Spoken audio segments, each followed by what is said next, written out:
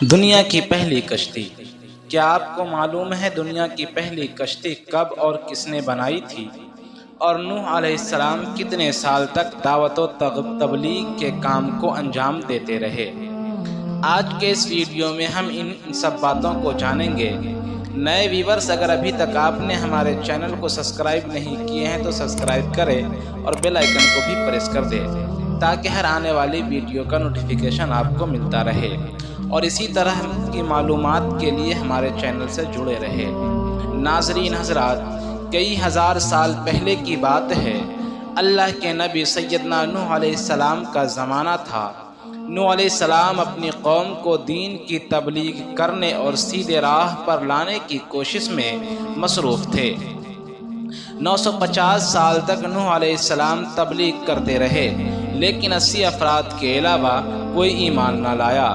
جب آپ علیہ السلام اپنی قوم کے طرف سے مایوس ہو گئے تو اللہ تعالیٰ نے آپ کو آنے والی طوفان کی خبر دی، آپ کو ایک کشتی تیار کرنے کا حکم دیا۔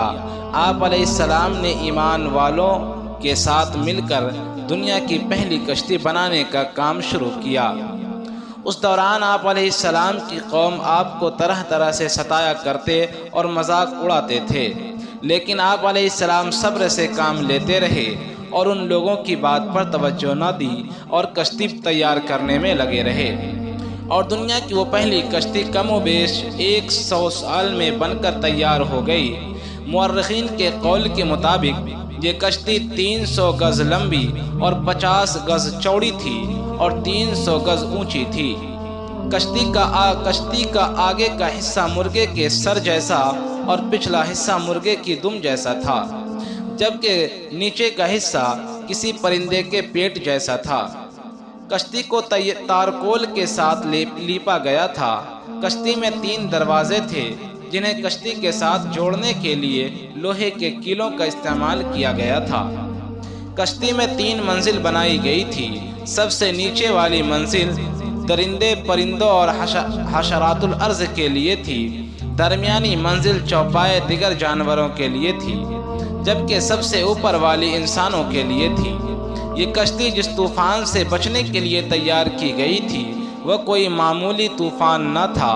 وہ طوفان آنے کی نشانی یہ تھی کہ نوح علیہ السلام کے گھر کے تندور سے پانی نکلنا شروع ہوگا۔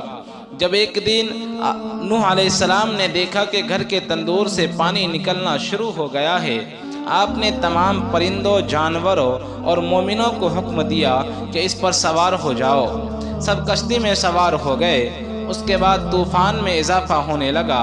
40 دن تک مسلسل بارش ہوتی رہی۔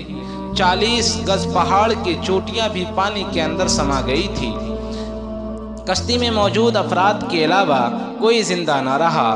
تقریباً 150 دن کشتی مسلسل سفر کرتی رہی، اور 10 محرم الحرام کے دن یہ کشتی عراق میں موجود جودی پہاڑی پر جا کر ٹھہری، اور سب لوگ نے شکرانہ کے طور پر اس دن کے روزے بھی رکھے۔ آخرکار دنیا کی سب سے پہلی کشتی کا سفر اپنے اختتام کو پہنچا۔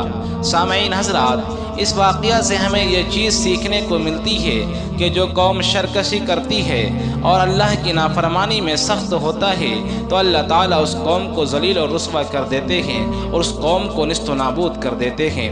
یہ تمام زمین اللہ کی ہے۔ اللہ جسے چاہے عزت دیتا ہے اور جسے چاہے ذلیل کرتا ہے۔